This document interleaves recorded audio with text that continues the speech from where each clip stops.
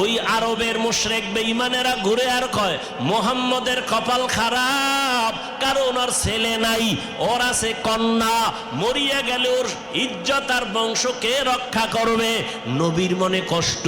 আল্লাহ পাক সান্ত্বনা দিলেন, ইন্না আতাইনা কাল কাউসার, ও নবী আপনাকে কাউসার দান করছি, টেনশন নাই। নবী খুশি হইয়া জাতির সামনে চিল্লায় বলতেছেন, ও দুনিয়াওয়ালারা, আমি কেমন আল্লাহর প্রিয় বান্দা জানোনি, অথচ আমার একটা ছেলেও নাই, আমি 4 কন্যার বাবা। তোমরা কন্যাদের উপরে জুলুম করবা না। এ নিমক হারাম, ও কুলাঙ্গার, ছেলে হইলে খুশি, মেয়ে হইলে কষ্ট পাও, কি লাভ? 10টা ছেলে যদি হয় আর বাবার ইজ্জত নষ্ট করে, এই ছেলের কোনো দরকারই নাই। একটা মেয়ে যদি পাও, আল্লাহর শুকর আদায় করিও, 10টা সন্তানের উপকার একটা মেয়ের দ্বারা আল্লাহ ব্যবস্থা করে দিবেন। মেয়েরা বাবার জন্য যেই পাগল, হাজারো সন্তান বাবার জন্য ওই পাগল না, ওই মায়া অন্তরে রাখে না। যার কন্যা আছে সে ছাড়া বোঝানো যাবে না। মেয়েরা বাবার জন্য যে কত আসে, বাবা যদি একটু অসুস্থ হয়ে যায় ছেলেরা বিরক্ত হয়, এত অসুস্থ, হসপিটালে কে নিবে? কিন্তু মেয়ে যখন শুনে খানা বন্ধ করে দেয়, পাগলের মতো দৌড়ায়। বাবার অসুস্থ খবর পাইয়া বলে আমি আর ঘরে থাকবো না। বাবায় কই? বলে হসপিটালে। কয় দৌড়াও। ওই মেয়েটা বাবার কাছে যায়, বাবা এত কষ্ট পাইও না, কাঁদিও না। একটা মেয়ে বাবার জন্য এতটাই ফেদা, এতটাই মায়া মোহাব্বত নিয়ে চলে। আমার মায়ার নবী ওই চরিত্রহীন মানুষগুলোর জমিনে আইসা আমার নবী তাদের আলিঙ্গন করলেন, বুকে লাগাইলেন। তোমার আমার মতো সি সি কইয়া বেনামাজিরে তারায়া দেন নাই। আল্লাহর নবী, ওরা গালি দেয়, নবী আরো কাছে যায়। ওরা লাত্তি দেওয়ার চেষ্টা করে, নবী আরো কাছে যায়। ওরা গালি দেয়, ওরা বদনাম করে, নবী প্রশংসা করে। ওরা জবান বন্ধ রাখে, বেজার হয়, নবী বারবার হাসি দেয়, আসো। নবী এমন ভাবে তাদের মোহাব্বতের বন্ধনে আবদ্ধ করলেন। মাত্র 13 বছরের ব্যবধানে মক্কার মানুষগুলো এত দামি হয়ে গেল। নবী একটা বেতের বাড়িও দেন নাই, একটা গালিও দেন নাই। নবী চোখ গরম করে কারো দিকে তাকান নাই। নবী গালি শুনছেন কিন্তু জবাব দেন নাই। মাত্র 13 বছরের ব্যবধানে এই মক্কার চরিত্রহীন মানুষগুলো এত দামি হয়ে গেল। আল্লাহ জিব্রাইল আমিন রে পাঠায় বলে, যাও, লিস্টি দিয়া দিলাম, লিস্টির মধ্যে নাম আছে, নবীকে বলো ঘোষণা দিয়া দেয়, এই লিস্টিতে যাদের নাম আছে সবাই বিনা হিসাবে জান্নাতি। রহমতের নবী অল্প টাইমের ভিতরে মক্কার মানুষগুলোকে জান্নাতি মানুষে পরিণত করে ফেললেন। সুন্দর আখলাক আর ব্যবহার। একদিকে নবী দাওয়াত দেন, অন্যদিকে নবী আল্লাহর কাছে সারা রাত দোয়া করেন, আল্লাহ ওই মানুষটা বুঝে না, হেদায়েতের দরজা খুলে দাও, ওই মানুষগুলো কি দিনের পথে আনো। তায়েফের ময়দানে আমার নবীর আদর্শের দিকে তাকাও। তায়েফের ময়দানে ওই কাফের ওরা সবাই নবীজিরে দেখে ছোট ছোট বাচ্চাগুলোরে লেলিয়ে দিল, বলে পাথর মেরে মক্কার এই পাগলটারে তাড়ায়া দাও। মায়ার নবীরে যখন পাথর মারে, বৃষ্টির মতো রক্তগুলো পড়ে পড়ে নবীজির জুতা মুবারক আটকায় গেছে। নবী চোখের পানি ছেড়ে কাঁদে। আল্লাহ সহ্য করতে পারলেন না। ও জিব্রাইল, আমার নবীরে গিয়া বলো এখনই তায়েফের জমিন উল্টায় সব ধ্বংস করে দেই। জিব্রাইল আইসা বলেন, ইয়া রাসূলুল্লাহ, আল্লাহ পাকের হুকুম, আপনি বললে তায়েফের জমিন উল্টায় দিব, সব মেরে ফেলবো। মায়ার নবী কাঁদেন আর বলেন, না না, এদের মারবা না, এরা চিনে না, এরা বুঝে না আমি মুহাম্মদকে। আমার মা নাই, বাবা নাই, আমি বড় ইয়তীম, দুনিয়াতে বাবা বলে ডাকতে পারি নাই। 6 বছরে মা হারায় ফেললাম, আমি বড় অসহায়। তবে এদের মারিও না, একদিন এদের দ্বারা দিনের বড় উপকার হবে। আমার মায়ার নবীকে যতই ওরা গালি দিত, আমার নবী একটা গালিও দেন নাই, জবাবও দেন নাই। নবীর আদর্শ দিয়া মক্কার জমিনটাকে জান্নাতি মানুষ বানায় দিলেন সব।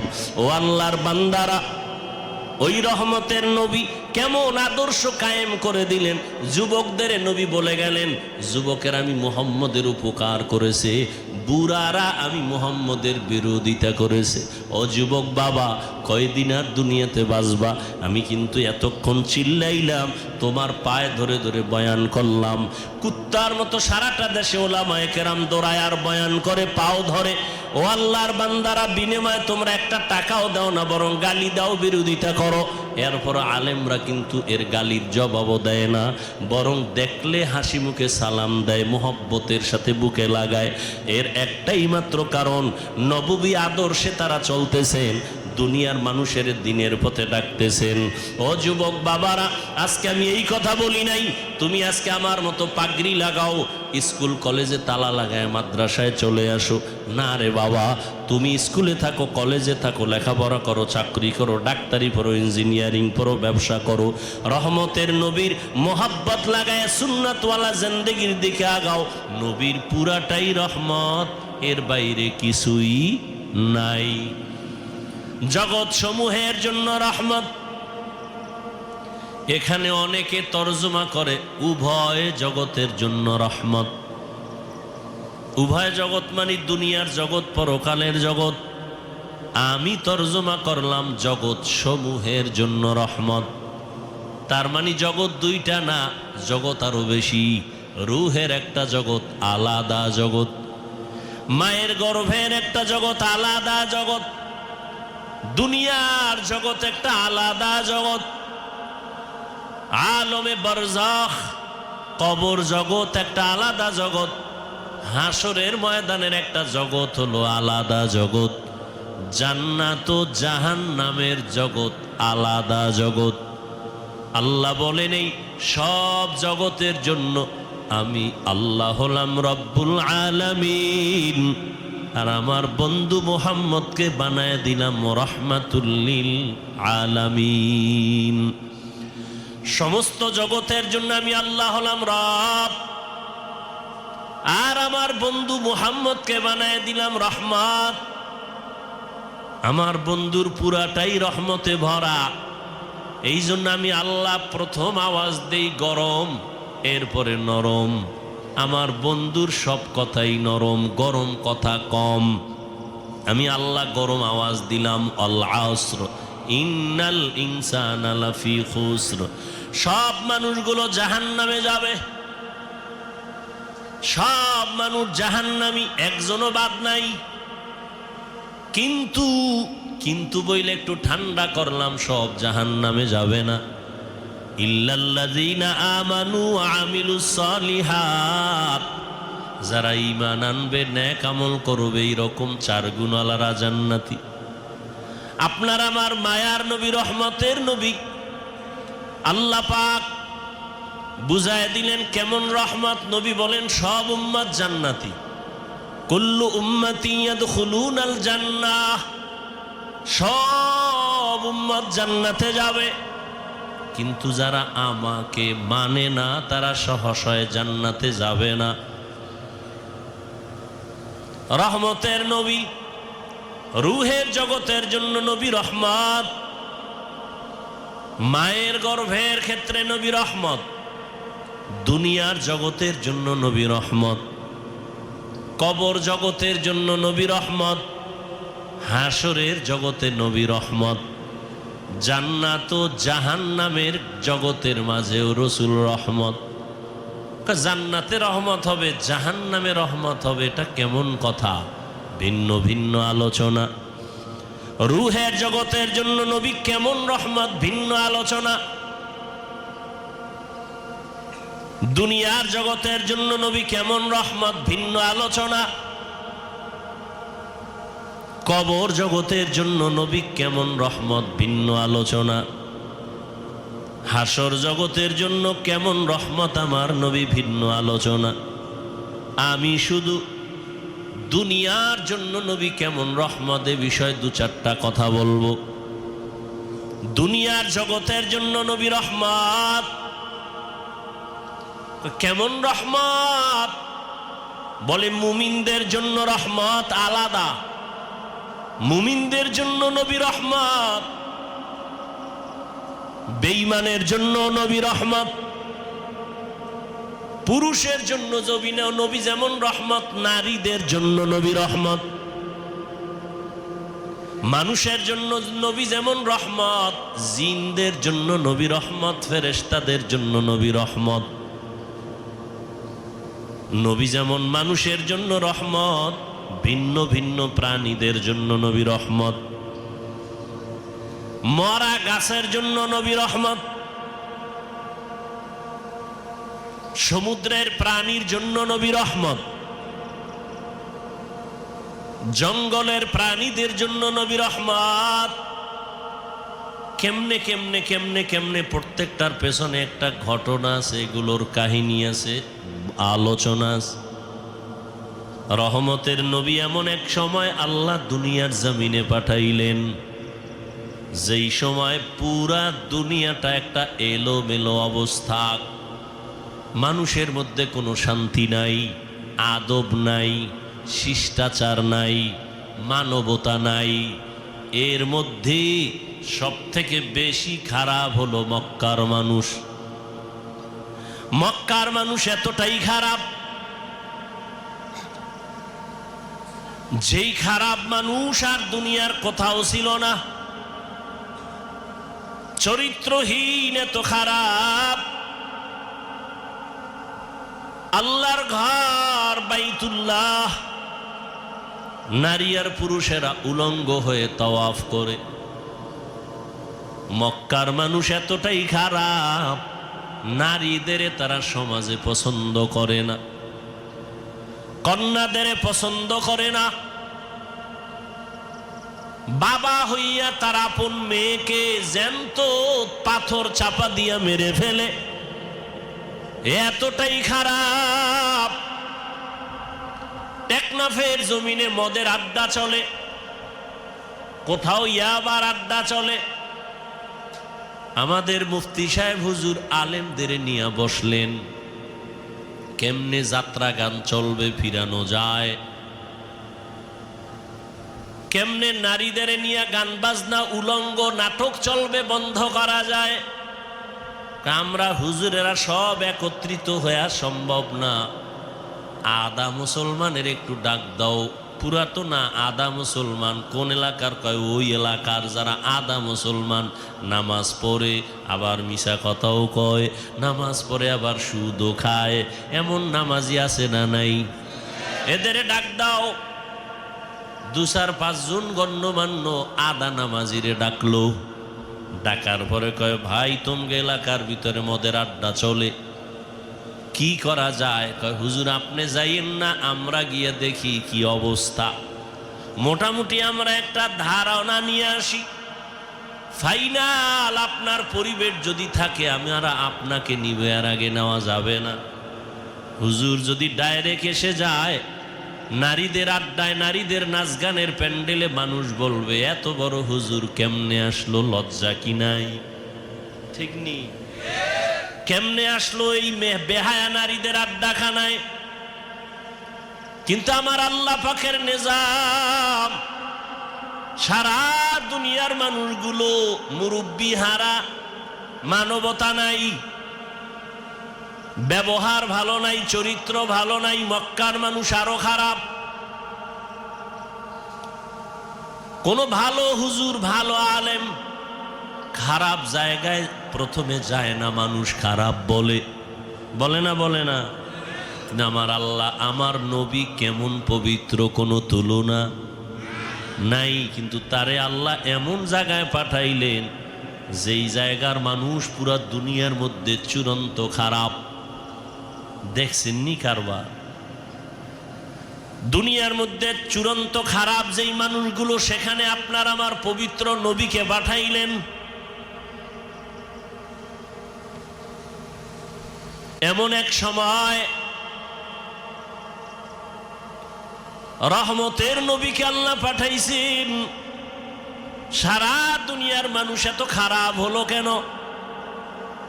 এখান থেকেও একটা পয়েন্ট আমরা বুঝে নিতে পারি। সারা দুনিয়ার মানুষ সব খারাপ কেমনে? আর বাইতুল্লাহ যেই ঘর, দামি ঘর, দেখলেই কলিজা ঠান্ডা, দেখলেই সওয়াব, এই জায়গার মানুষ অন্য মানুষের তুলনায় একটু কম খারাপ থাকবে, এরা আরো বেশি খারাপ। কারণ কি?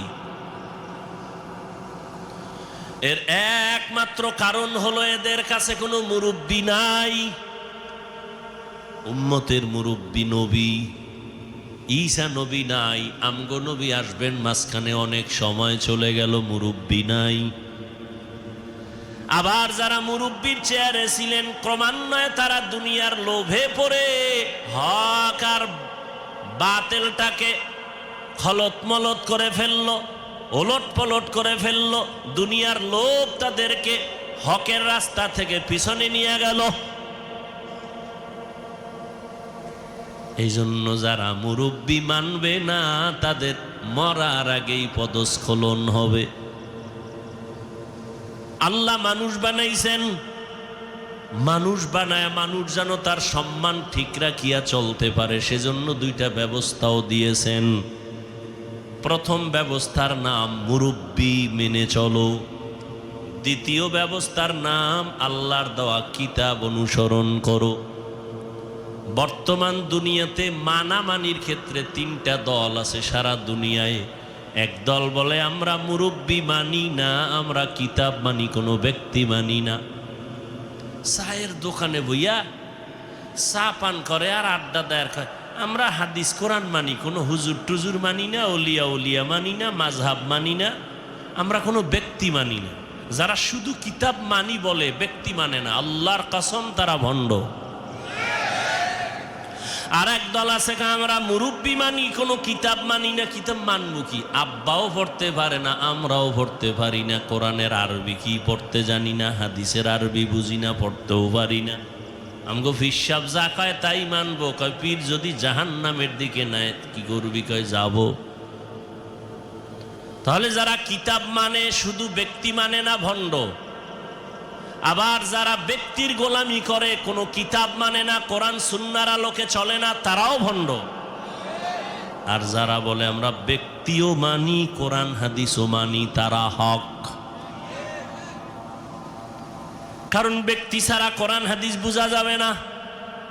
তবে ব্যক্তিকে আল্লাহকে আমি সিলেকশন করে দিলাম, পরীক্ষা দিবি ছাত্র, পরীক্ষায় পাশ করার জন্য তোকে গাইড দেওয়া লাগবে, তাও আমি দিয়ে দিলাম। আল্লাহ বলেন গাইডের নাম কোরআন।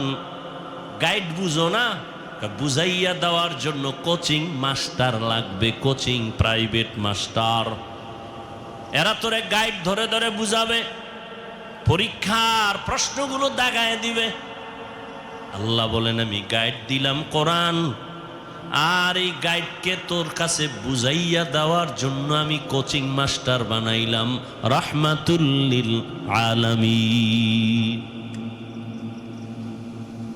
যদি তুই নিজে নিজে গাইড পড়ো, আগাইতে পারবি না, কোনো না কোনো এক জায়গায় আটকায়া যাবি, ফেল।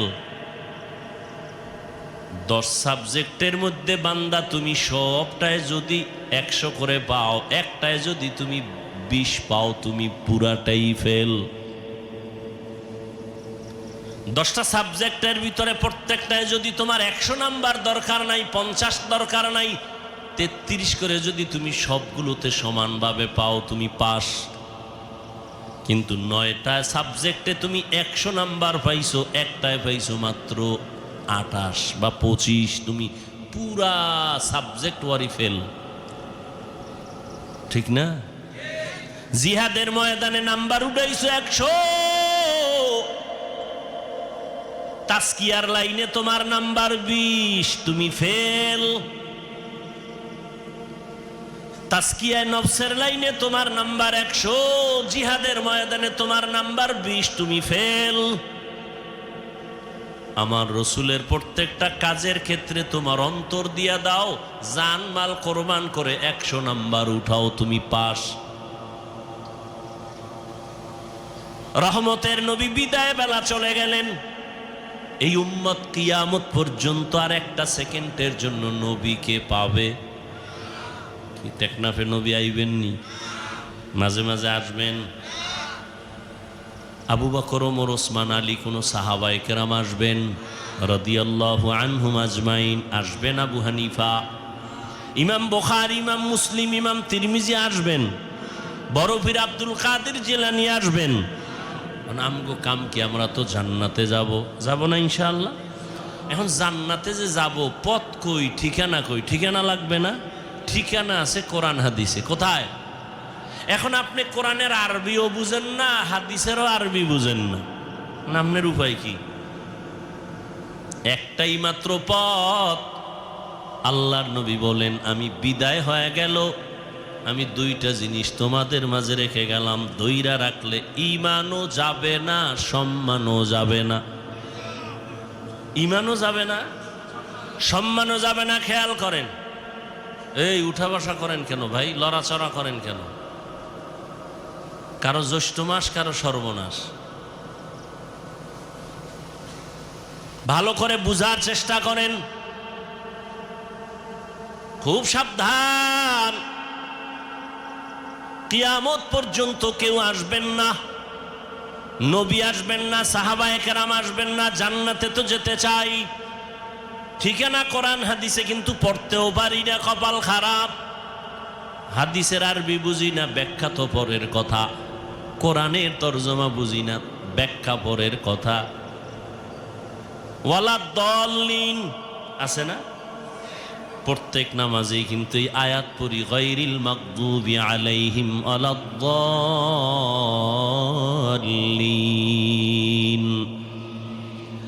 দল্লিন মানে দল্লিন, দল্লান মানে পথভ্রষ্ট, গোমরাহ। কি বুঝেননি? গোমরা বুঝেন তো ভাই? কথা বলেন। গোমরা, পথভ্রষ্ট, দল্লিন। আচ্ছা, আপনি তো এই তর্জমাটা শিখা ফেলছেন, দল্লিন দল্লান মানে গোমরা। এখন এই তর্জমা সব জায়গায় যদি করেন, দেখেন তো, ওয়াদ্দুহা ওয়াল্লাইলি ইযা সাজা মা ওয়াদ্দাআকা রাব্বুকা ওয়া মা ক্বালা ওয়ালাল আখিরাতু খায়রুল লাকা মিনাল উলা ওয়ালা সাওফা ইউতিকা রাব্বুকা ফাতারদা আলাম ইয়াজিদিকা ইয়াতীমান ফাআওয়া। এরপরের আয়াতটা যারা পারেন পড়েন, ওয়াওয়াজাদাকা দাল্লান ফাহাদা। আল্লাহ নবীর শানে আয়াতগুলো বলছেন, দল্লান পইরে আসছেন, দল্লিন মানে গোমরা। নবীরে বলবেন, আল্লাহ বলছেন, নবী আপনি গোমরাহ, আপনি পথভ্রষ্ট, আমি আপনাকে হেদায়াত দিছি। রসুলের শানে এই কথা বলে বেয়াদবি না? কথা বলেন না কেন? কারণ আপনি তো বাংলা তর্জমা শিখছেন, কারণ আপনি তো বলবেন নবীও গোমরা।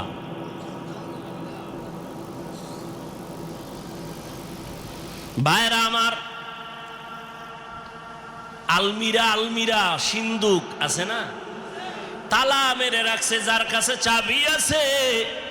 গতকালও চট্টগ্রামে বলেছিলাম, এই সিন্দুকের চাবি যার হাতে, সেই জানে একমাত্র সিন্দুকের ভিতরে কি আছে। তোমার কাছে চাবি নেই, কিন্তু সিন্দুকের সৌন্দর্য দেখা তুমি বলতে পারবা না এর ভিতরে স্বর্ণ, এর ভিতরে রাসেল বাইপারও থাকতে পারে। যার কাছে চাবি আছে সে জানে সিন্দুকের ভিতরে ভালো না খারাপ। আল্লাহর কসম করে বলি, ভালো করে বুঝো হে মুমিন, আল্লাহর কোরআন এটা একটা মহা পৃথিবীর একটা শ্রেষ্ঠ সিন্দুক। এর চাবি আছে একমাত্র নবী ওলামায়ে কেরামের হাতে দিয়ে গেছেন, আর কারো হাতে দেন নাই। ওলামায়ে কেরামিরে জানবেন কোরআনের মধ্যে কি আছে কি নাই, হাদিসে কি আছে কি নাই। তুমি বাংলা তর্জমা পড়ে উপরের কিছু দেখবা, ভেতরের খবর নেওয়ার কম ক্ষমতা না।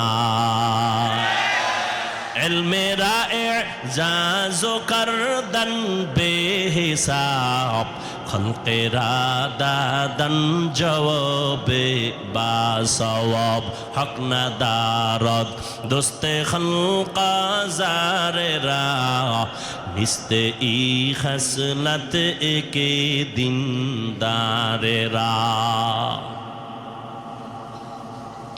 ইঞ্জিনিয়ারের কাম হইল বিল্ডিং এর ডিজাইন করব নাকি? হেও বালু সিমেন্ট মিলা ইট গাঁথবে, গাঁথতে গেলে আঁকা বাঁকা হয়ে যাবে। এখন ইঞ্জিনিয়ারিং চলবে না। ডাক্তারের কাজ হলো রোগীর চিকিৎসা করবে, ডাক্তারের কাজ না তোমাকে হুইল চেয়ারে করে এরপরে বেডের মধ্যে নিয়ে যাবে। আল্লাহ প্রত্যেকের একটা দায়িত্ব দিছেন, ওলামায়ে কেরামের দায়িত্ব উম্মতের হেদায়েতের পথে ডাকবেন। ওয়াজআলনা মিনহুম আইম্মাতান ইয়াহদুনা বিআমরিনা। ওলামায়ে কেরামের কাজ হলো বড় কাজ, মূল কাজ, মানুষের হেদায়েতের পথে ডাকবেন। ইয়াহদুনা বিআমরিনা, ইয়াদউনা বিআমরিনা বলেন না, ইয়াহদুনা বিআমরিনা। ওলামায়ে কেরাম তার মূল কাজ মানুষকে আল্লাহর সাথে সম্পর্ক জড়ায় দিবেন। এটা আলেমের কাজ। এই কাজ ডাক্তার পারে না, এই কাজ ইঞ্জিনিয়ার পারে না, এই কাজ কোনো ব্যবসায়ী পারবে না, এই কাজ কোনো প্রফেসর পারবে না, এই কাজ কোনো ডাক্তার পারবে না। ডাক্তার যদি আমি আলেমের কাজটা নিতে যাই, আমি ইঞ্জিনিয়ারিং পড়ি নাই, আমি যদি একটা কাগজ কলম নিয়ে ডিজাইন করা শুরু করি, আউলা জাউলা হয়ে যাবে, সুন্দর হবে না। ওরে ডাক্তার যদি ইঞ্জিনিয়ারিংয়ের কাজটা না, ইঞ্জিনিয়ার যদি ডাক্তারের রোগী দেখার চেষ্টা করে, সব ওলট পালট হবে, অসুন্দর হবে, কোনোটার সীমানায় পৌঁছা যাবে না। আমি আলেমের কাজটা ডাক্তার যদি অভিজ্ঞতা না নিয়ে করা শুরু করে, উম্মতের ক্ষতি ছাড়া কোনো লাভ হবে না। কিন্তু কপাল খারাপ, ব্যবসা আমি আলেম না করলেও অন্যরা করতে পারবে না, পারবে না। চাকরি পারবে না, আমার কাজটা হেদায়াতের যে কাজ আল্লাহ দিছেন, এটা কি অন্য কেউ পারবে? এজন্য পাকিস্তানের মুফতি রশিদ আহমদ লুধিয়ানভি রহমাতুল্লাহ আলাই আহসানুল ফতুয়ায় লিখেছেন, আলেমের মূল কাজ মানুষকে হেদায়াতের পথে ঢাকা, এগুলো বাদ দিয়া ভিন্ন কাজ করা জায়েজ নাই, হারাম। এখন আমাকে স্লোগানে একটা কি ঢুকছে, আলেমরা পিছিয়ে থাকবে কেন? একটা মন্ত্রকে ঢুকাই দিছে ভিতরে, আলেমরা পিছিয়ে থাকবে কেন? আমি কই আলেম পিছিয়ে রইল কই? জানাজার ময়দানে আলেম সবার আগে, বিবাহের মজলিসে আলেমের সম্মান নিচে না উপরে? তো পিছিয়ে কই? বয়ানের প্যান্ডেলে আলেমের মর্যাদা কম না বেশি? এমপি সাহেব দেখলে কয় হুজুর দোয়া কইরেন, মন্ত্রী মহোদয় কয় হুজুর মোনাজাতটা আপনিই দেন। কেন মন্ত্রী আপনি পারেন না? আব্বাও দেন, আমিও বুঝি না, আপনিই দেন। তাহলে আলেম পিছনে? তোমাকে এই মন্ত্র কে শিখিয়েছে? আলেমরা পিছিয়ে থাকবে কেন? তার মানে ইমামতি বাদ দাও। কয় টাকা বাবা? কয় কি করবো? কয় ব্যবসা করো, চাকরি করো, ইমামতি বাদ দাও। তো আলেমরা ইমামতি বাদ দিলে গরু আইয়া ইমাম হবে? মিডিয়ার যুক্ত কথা বলতো কঠিন, কোন দিক দিয়ে কোন দিকে নিয়ে যায় আল্লাহ ভালো জানে। ছিদ্রান্বেষণকারীরা তো ওত পেতে আছে। আল্লাহ আমাকেও হেদায়াত দান করেন, আপনাদেরকেও হেদায়াত দান করেন। ভাইরা আমার, আল্লাহ কয় এই একজনে লাখ লাখ টাকা কামাই করে হারাম পথে, ও যা পায় তার থেকে 1000 গুণ বরকত। তুই ইমাম রে আমি 5000 টাকায় দিই, তোর কাছে পছন্দ লাগে না? একজনে 20 লাখ টাকা কামাই করে, 50 লাখ কামাই করিয়া না খাওয়ায় শান্তি, না বউ দিয়া শান্তি, সন্তান দিয়া শান্তি, সম্মান নাই, কিচ্ছু নাই।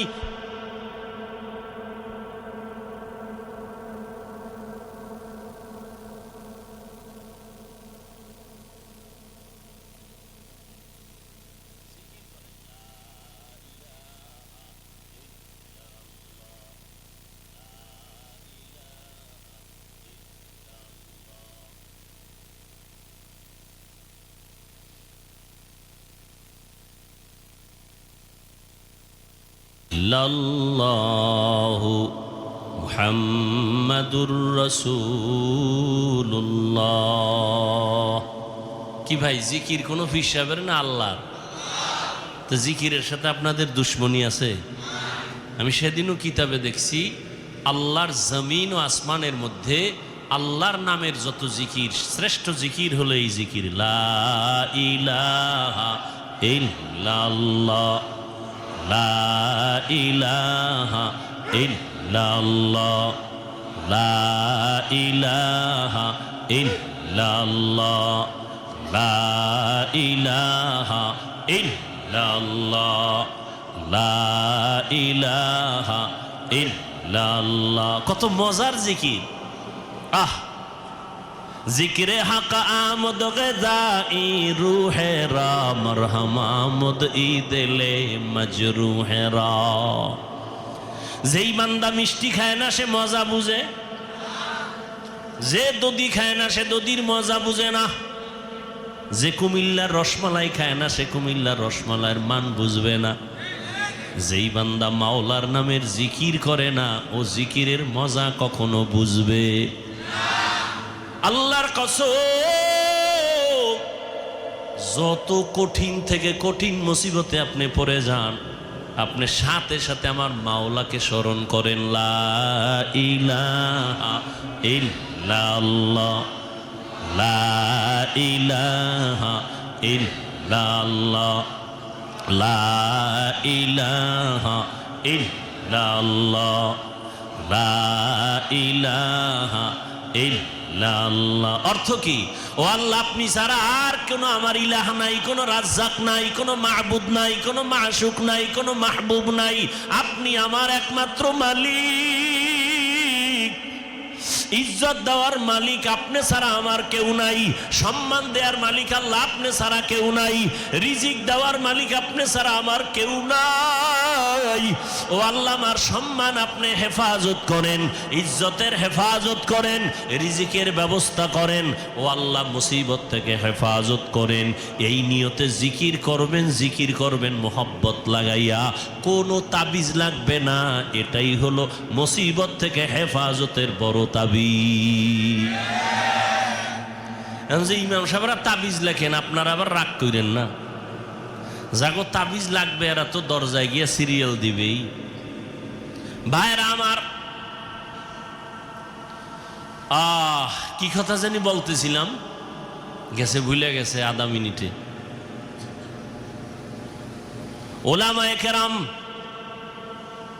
আল্লাহ পাক রব্বুল আলামিন বলে, তাকায় দেখ, দুনিয়ার মানুষ কোটি টাকা কামাই করিও শান্তি নেই, তোরে 5,000 টাকায় কেমন শান্তি দিছি জানোনি? মাসে মাসে 5 লাখ টাকা কামাই করে, ঘরের মধ্যে খাওয়ার মতো পেটওয়ালা সংখ্যা আছে মাত্র কম। কারণ ওরা পেটওয়ালা খানার সংখ্যা কমাইছে, ট্যাবলেট খাইয়া সন্তান বাড়ায় না।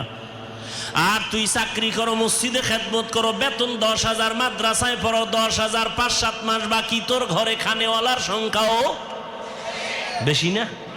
কারণ আমরা তো ট্যাবলেট খাই না। আমরা তো রসুলের ওই হাদিসটা যেদিন শুনলাম, ওই বাড়ির মাইয়া বিয়া করবি যেই বংশে সন্তান বেশি হয়। কারণ কিয়ামতের ময়দানে আমি মুহাম্মদ অন্য নবীর উম্মতের তুলনায় আমি বেশি উম্মত নিয়ে গর্বের সাথে জান্নাতে যাব। ভাইরা আমার, কিন্তু কথা কেমনে বলি, বড় কঠিন। যারা স্লোগান দেয় ট্যাবলেট খাইয়া, ছেলে হোক মেয়ে হোক দুটার বেশি না, একটা হলে ভালো হয়, না হইলে আরো ভালো। এই ট্যাবলেটওয়ালারা বলো, 20 বছর আগের তুলনায় বর্তমানে মানুষের সংখ্যা বাংলাদেশে কম না বেশি? তো ট্যাবলেট কই? তোমরা যে সন্তান বন্ধ করলা জন্ম নিয়ন্ত্রণ করিয়ে, কই কমাইতে তো পারলা না। কারণ কি? বান্দা চাইলে কিছুই হয় না, আমার আল্লাহ চাইলে সব হয়। আল্লাহ যা চাইবেন তাই হবে, বান্দা যা চাবে তা হবে না।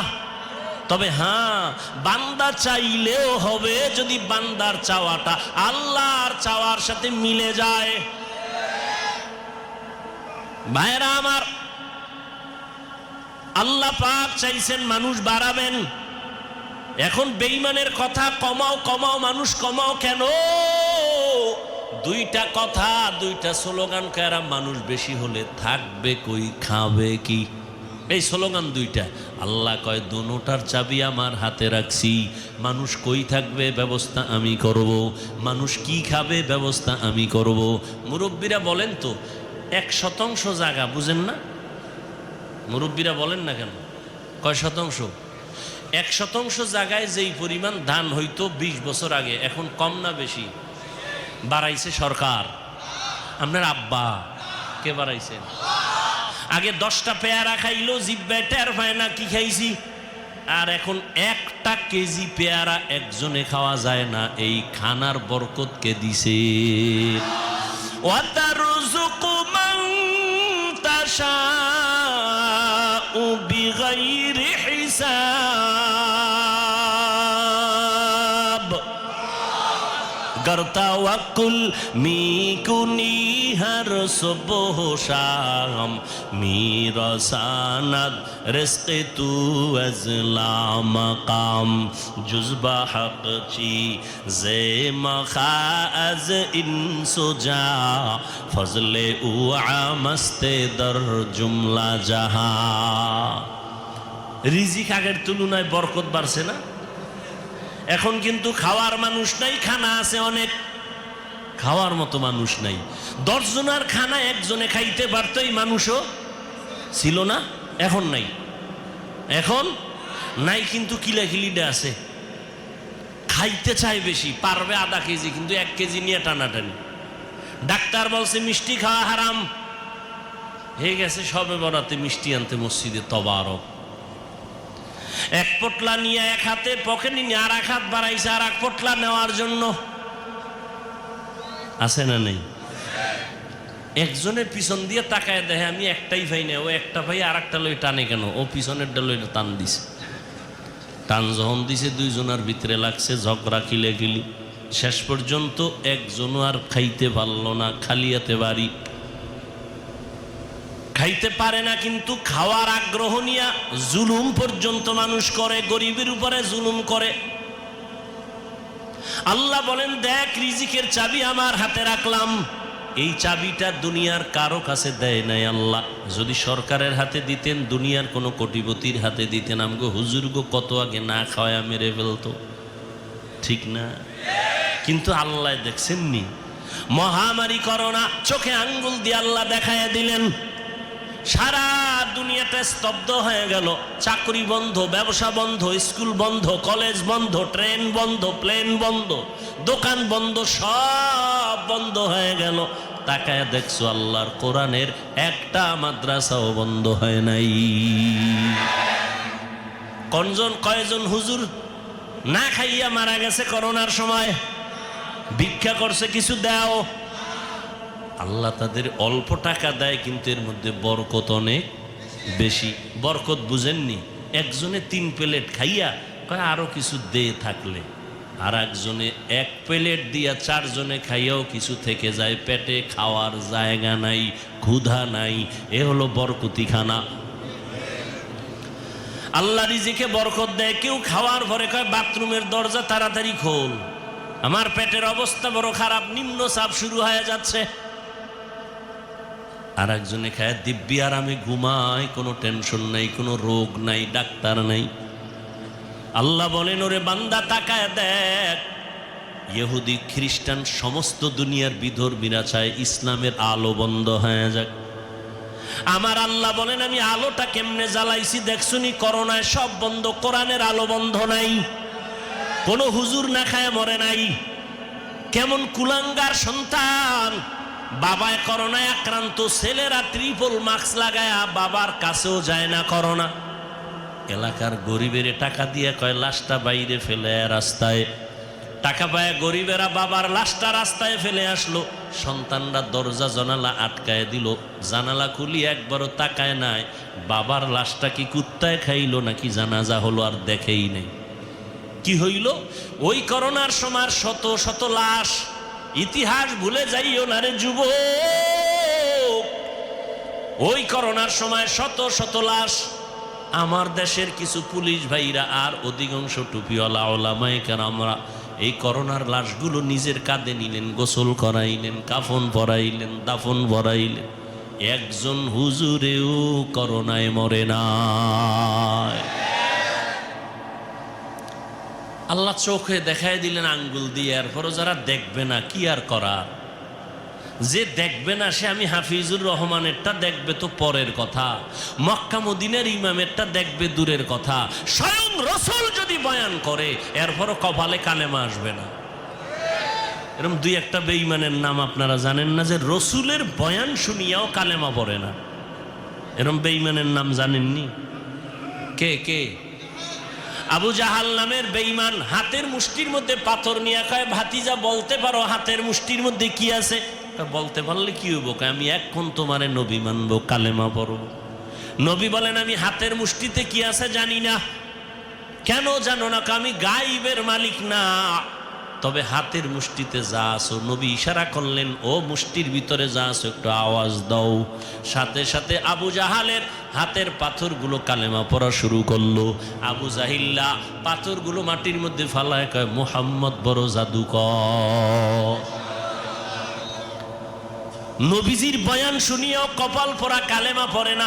আর আমার মাওলা যদি কপাল খুলে দেন, নবীকে জবাই করতে আসিয়াও কালেমার মালা গলায় লাগা। কে কে? মান ইয়াহদিল্লাহু ফাহুয়াল মুহতাদ ওয়া মান ইউদ্লিল ফালান তাজিদা লাহু ওয়ালিয়াম মুরশিদা। রহমতের নবীর আলোচনা করতেছিলাম। রহমতের নবী উম্মতের মাঝে দুইটা জিনিস রেখে গেলেন, কোরআন আর সুন্নাহ। কোরআন হাদিস একটু আগেই কিন্তু বলছি জান্নাতের ঠিকানা আছে কোরআন হাদিসের ভিতরে, কিন্তু নবী কোরআন আর হাদিস রেখে গেলাম বলেন নাই, বলছেন আমি কোরআন আর সুন্নত রেখে গেলাম। এই দুইটা জিনিস আঁকড়াইয়া ধরো, ঈমানও যাবে না, সম্মানও যাবে না। এই পৃথিবীর বর্তমান পরিস্থিতি বড় খারাপ। মুমিনের জন্য ফিলিস্তিনের মুসলমানের করুণ হালাত, ওদিকে আসামের মুসলমান, চেচনিয়া বসনিয়ার মুসলমান, সারা দুনিয়ার বার্মার মুসলমান সহ কি এক করুণ অবস্থার মধ্যে। আল্লাহর শুকর, যার কাছে আল্লাহর কোরআন আর সুন্নত যতটুকু আছে তার সম্মান ততটুকুই আছে। এখনো আছে, নাই? পারে না কোরআনওয়ালাদের মেরে ফেলবে, কিন্তু না, আল্লাহ যদি বাঁচায় রাখেন, হেফাজত করেন, কেউ তার ক্ষতি করতে পারে নাই, পারবেও না। পিছনে পিছনে ধৈরা ফেলামু, অমুক হুজুরের সাইজ করে দেবো।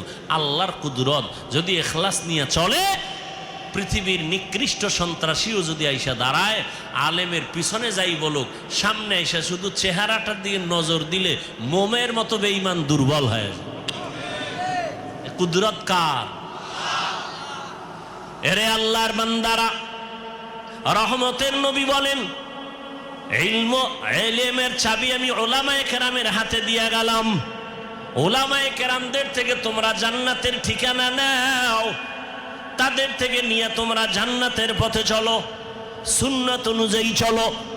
রহমতের নবী এমন একটা টাইমে মদিনা মক্কা নগরীতে আসলেন, যেই মানুষগুলো চরিত্রহীন, খারাপ, নারীদের পছন্দ করে না, বিধবারে পছন্দ করে না, কন্যাদের পছন্দ করে না, বাবা কন্যা হলেই মনটা বেজার, লজ্জায় মাথা উঁচু করে না। কেন? কন্যা হইছে, মানুষ খারাপ বলবে। বর্তমান ১৫০০ বছর পরেও কিছু কুলাঙ্গারের বাচ্চা এই জমিনে আছে, কন্যা হলে বউয়ের সাথে ঝগড়া করে, ছেলে হলো না কেন, মেয়ে হলো কেন? আছে না নাই? ছেলে মেয়ে কি স্ত্রী দেয়? যদি তাই মনে করো তো দোষ তো স্বামীর।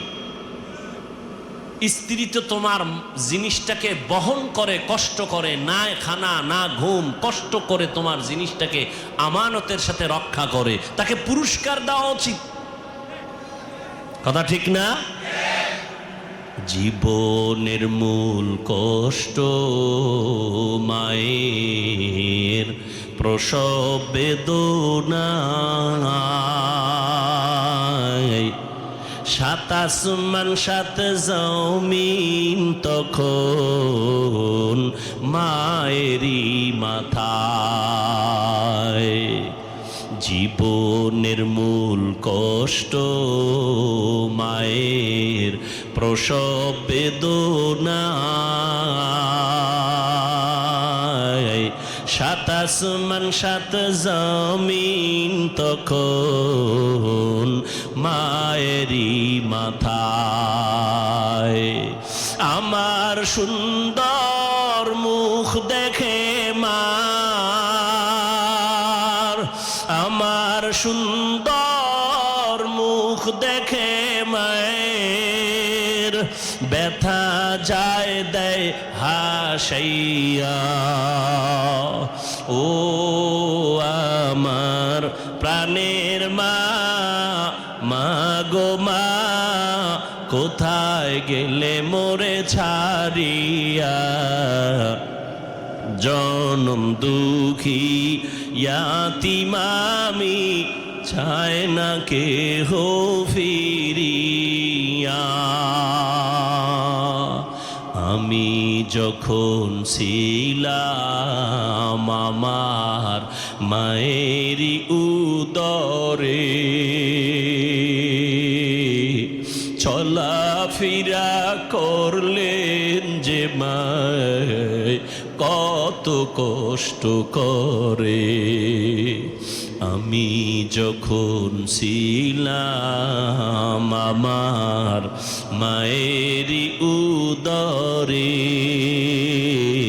চলাফেরা করলেন যে মায় কত কষ্ট করে। এমন মাকে কেমনে আজি,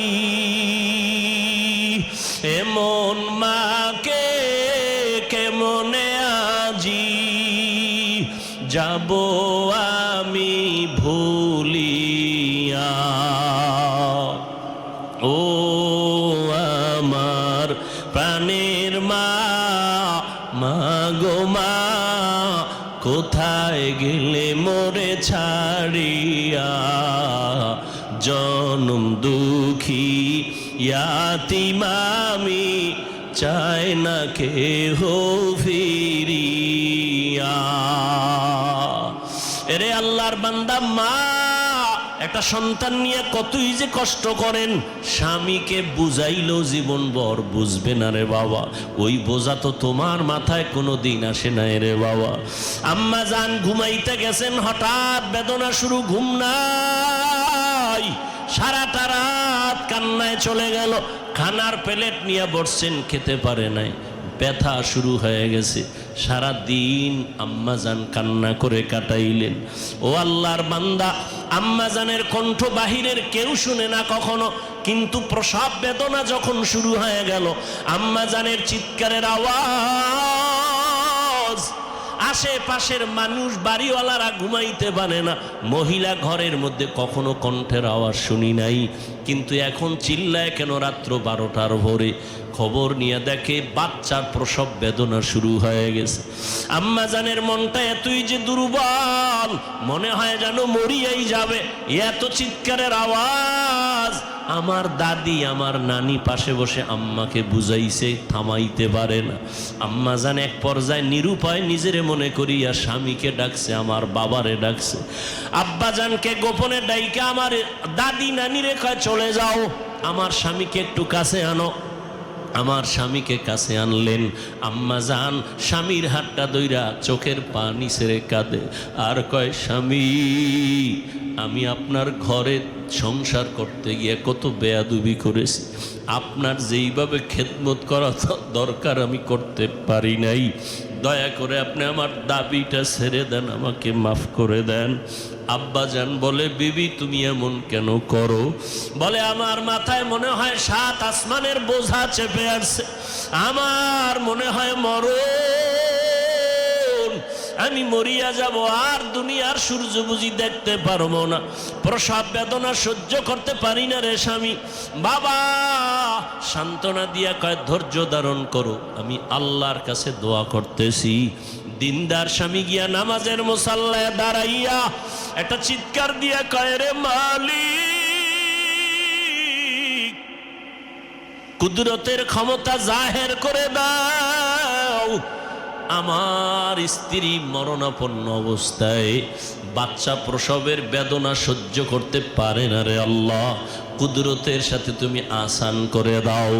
ও আল্লাহর বান্দারা, ওই প্রসব বেদনায় মা যতটা কান্না করেছেন, যতটা কষ্ট করেছেন, তুমি আমি সারা জিন্দগির কামাই রুজি আর চামড়া খুলিয়াও যদি মাকে জুতা বানায় দেই, কোনো দিন মায়ের ঋণ আদায় করা কোনো সম্ভব হবে না।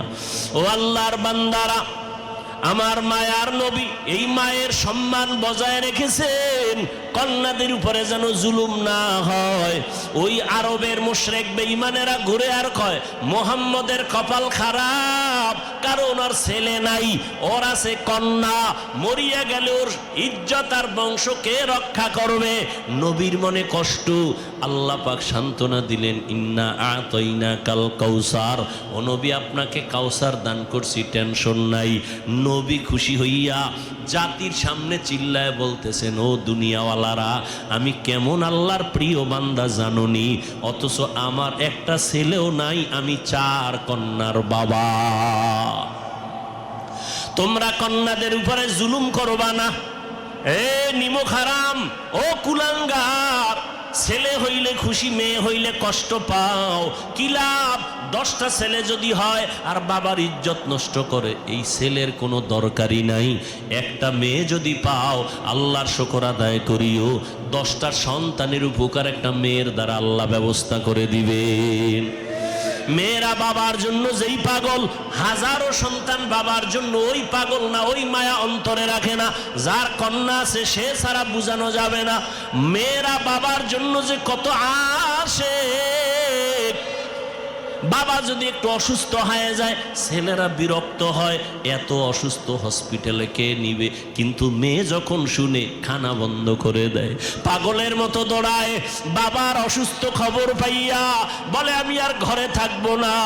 বাবায় কই? বলে হসপিটালে। কয় দৌড়াও।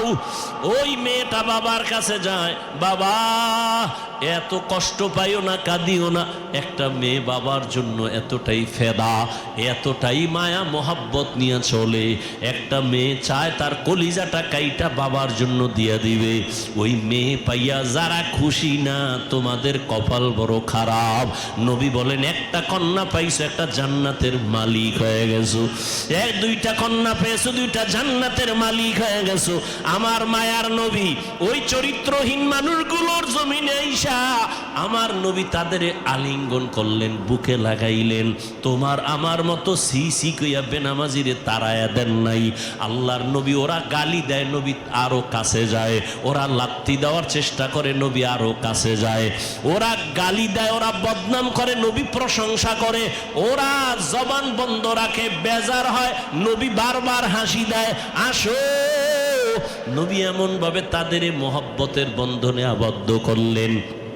মাত্র 13 বছরের ব্যবধানে মক্কার মানুষগুলো এত দামি হয়ে গেল। নবী একটা বেতের বাড়িও দেন নাই, একটা গালিও দেন নাই। নবী চোখ গরম করে কারো দিকে তাকান নাই। নবী গালি শুনছেন কিন্তু জবাব দেন নাই। মাত্র 13 বছরের ব্যবধানে এই মক্কার চরিত্রহীন মানুষগুলো এত দামি হয়ে গেল। আল্লাহ জিব্রাইল আমিনরে পাঠায় বলে, যাও লিস্টি দিয়া দিলাম, লিস্টির মধ্যে নাম আছে, নবীকে বলো ঘোষণা দিয়া দেয়, এই লিস্টিতে যাদের নাম আছে সবাই বিনা হিসাবে জান্নাতি। রহমতের নবী অল্প টাইমের ভিতরে মক্কার মানুষগুলোকে জান্নাতি মানুষে পরিণত করে ফেললেন। সুন্দর আখলাক আর ব্যবহার। একদিকে নবী দাওয়াত দেন, অন্যদিকে নবী আল্লাহর কাছে সারা রাত দোয়া করেন, আল্লাহ ওই মানুষটা বুঝে না, হেদায়েতের দরজা খুলে দাও, ওই মানুষগুলোকে দিনের পথে আনো। তায়েফের ময়দানে আমার নবীর আদর্শের দিকে তাকাও। তায়েফের ময়দানে ওই কাফের ওরা সবাই নবীজিরে দেখে ছোট ছোট বাচ্চাগুলোরে লেলিয়ে দিল, বলে পাথর মেরে মক্কার এই পাগলটারে তাড়ায়া দাও।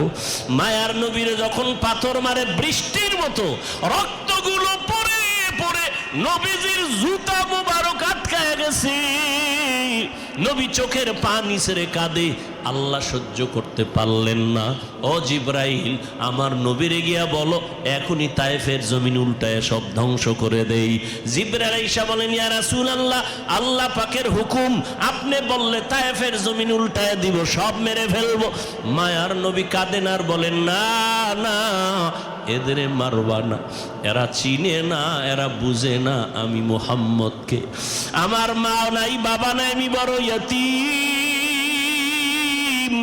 দুনিয়াতে বাবা বলে ডাকতে পারি নাই, 6 বছরে মা হারায় ফেললাম, আমি বড় অসহায়। তবে এদের মারিও না, একদিন এদের দ্বারা দিনের বড় উপকার হবে। আমার মায়ার নবীকে যতই ওরা গালি দিত, আমার নবী একটা গালিও দেন নাই, জবাবও দেন নাই। নবীর আদর্শ দিয়া মক্কার জমিনটাকে জান্নাতি মানুষ বানায় দিলেন সব। ও আল্লাহর বান্দারা, ওই রহমতের নবী কেমন আদর্শ কায়েম করে দিলেন। যুবকদের নবী বলে গেলেন, যুবকের আমি মুহাম্মদের উপকার করেছে, বুড়ারা আমি মুহাম্মদের বিরোধিতা করেছে। ও যুবক বাবা, কয়দিন আর দুনিয়াতে বাঁচবা? আমি কিন্তু এতক্ষণ চিল্লাইলাম, তোমার পায়ে ধরে ধরে বয়ান করলাম, কুত্তার মতো সারাটা দেশে ওলামায়ে কেরাম দৌড়ায় আর বয়ান করে পাও ধরে। ও আল্লাহর বান্দারা, বিনিময়ে তোমরা একটা টাকাও দাও না, বরং গালি দাও, বিরোধিতা করো। এরপর আলেমরা কিন্তু এর গালির জবাবও দেয় না, বরং দেখলে হাসি মুখে সালাম দেয়, মোহব্বতের সাথে বুকে লাগায়।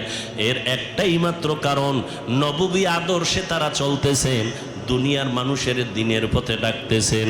ও যুবক বাবারা, আজকে আমি এই কথা বলি নাই তুমি আজকে আমার মতো পাগড়ি লাগাও, স্কুল কলেজে তালা লাগায় মাদ্রাসায় চলে আসো।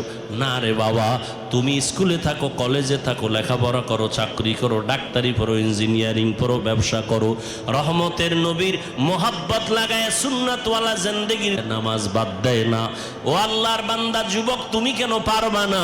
ও পর্দার আড়ালের আম্মা জানেরা, আপনাদের অবদানের কারণেই তো এই দুনিয়াতে সন্তান ভালো হয়, খারাপ হয়। যত ভালো সন্তান আসছে আপনাদের অবদান আর মেহনত আর দোয়া। ও আম্মা জানেরা, আপনাদের আল্লাহ নবী বানান নাই, তবে নবীদের মা বানাইছেন। আপনারা আলেমদের মা, আপনারা হাফেজদের মা, আপনারা ভালো ভালো সন্তানদের মা। এরে আম্মা জান, আপনি তো আয়েশা রাদিয়াল্লাহু আনহার মতো দামি নারী, ফাতেমা রাদিয়াল্লাহু আনহার মতো দামি নারী, আপনি তো খাদিজা রাদিয়াল্লাহু আনহার মতো দামি নারী, ইসমাইল নবীর মা হাজরা আলাইহিস সালামের মতো দামি নারী। আপনারা তো এত দামি, এত মর্যাদা আল্লাহ আপনাদের দান করেছেন। আপনারা ঈসা নবীর মা মারিয়াম আলাইহিস সালামের মতো দামি নারী। আপনার মতো কত মা, কত বোন এখনো আছে, নামাজ পড়ে, পর্দা করে, স্বামীর মাল হেফাজত করে, সন্তানগুলোকে দিনের পথে মেহনত করে, মোবাইলে সময় নষ্ট করে না। এরে আম্মা জানেরা, আপনারা কেন পারবেন না? একটা সন্তানকে কোরআনওয়ালা বানায়া ডাক্তার বানাবেন, কোরআন পড়াইয়া ইঞ্জিনিয়ার বানাবেন, কোরআন পড়াইয়া নামাজি একজন প্রফেসর বানায়া যাবেন। ওই সন্তান ডাক্তারি করলেও কোরআন পড়িয়া মা বাবার জন্য দোয়া করবে। এমন একটা আদর্শ সন্তান দুনিয়াতে রেখে যাবেন। ও সন্তানেরা, মা বাবার দোয়া নাও, বেঁচে থাকলে মায়ের কাছে যাও। মাকে যদি বলো, মা এই যুবকেরা দেখলাম কত তওবা করলো, কান্না করলো, আমার তওবার নিয়তি আসে না, কান্নাও আসে না, কারণটা কি? মনে হয় আল্লাহ আমার গুনার কারণে বেজার হয়ে গেছে, দিলটা পাথর হয়ে গেল, চোখে পানি নাই। মা, তুমি মাথায় হাত দিয়ে একটু দোয়া করে দাও। তুমি যদি দোয়া করো, আল্লাহ পাক কবুল করে আমাকে হয়তো রাস্তা খুলে দিবেন। মা যদি দোয়া করে দেয়, কপাল খুলে যাবে। ও আল্লাহর বান্দারা, এখনো যদি অন্তর তৈরি থাকে তওবার জন্য, পিছনে তো কম নামাজ ছাড়ো নাই, কম বেপরদায় চলো নাই, গুনাহ তো কম করো নাই। এখন আল্লাহর কাছে মনে মনে বলো, হে দয়ার মালিক, তুমি তো রিজিকের মালিক, তুমি আমার হায়াতের মালিক, তুমি তো আমার ইজ্জত দেওয়ার মালিক। আজকে থেকে জীবনে যত গুনাহ করছি আর করব না, নামাজ ছাড়বো না, বেপরদায় চলবো না, দাড়ি কাটবো না, মুরব্বীদের কথা শুনবো, ওলামায়ে কেরামের পরামর্শ নিয়া নবীর তরিকায় চলবো। কোনো দিন মা বাবার সাথে বেয়াদবি করব না। খাঁটি অন্তরে যদি তওবা করো, আমার আল্লাহ দরজা খুলে তোমাকে কবুল করবেন, অন্তর তৈরি হবে। তবে এটাও সত্য কথা, আবু জাহালের মতো কিছু অন্তরওয়ালা দুনিয়াতে থাকবে, হাজারো বয়ানে দিল নরম হবে না, বয়ানের পরে বাইরে গিয়ে তারা বিরোধিতা করে গুনার পাল্লা ভারী করবে। আর ওমরের মেজাজওয়ালা যারা গুনার কথা স্মরণ করে চোখের পানি ছেড়ে তওবা করবে, ও আল্লাহ জাহান্নামের আগুনের গরম সহ্য করতে পারবো না রে মালিক, সূর্যের গরম সহ্য করতে পারবো না, ও আল্লাহ তুমি মাফ করে দাও, দুনিয়া থেকেই আমি তওবা করে নিলাম। যদি আল্লাহর বান্দা তওবা করার খাঁটি নিয়ত থাকে, অন্তরে কোনো মুনাফিকি না থাকে, তওবার নিয়ত থাকলে দুটো হাত আমার আল্লাহকে দেখায় দাও। আয় আল্লাহ আমাদের তওবা কবুল করে নেন, হাতগুলো কবুল করে নেন। আয় আল্লাহ তওবার উপরে মজবুত হইয়া উলামায়ে কেরামের পরামর্শ নিয়া নবীজির সুন্নত অনুযায়ী চলার তৌফিক দান করে দাও। মা বাবার দোয়া নিয়ে চলার তৌফিক দান করো। আয় আল্লাহ আমাদের সবাইকে দ্বীনের খাদেম হিসেবে কবুল করে নাও, আমিন।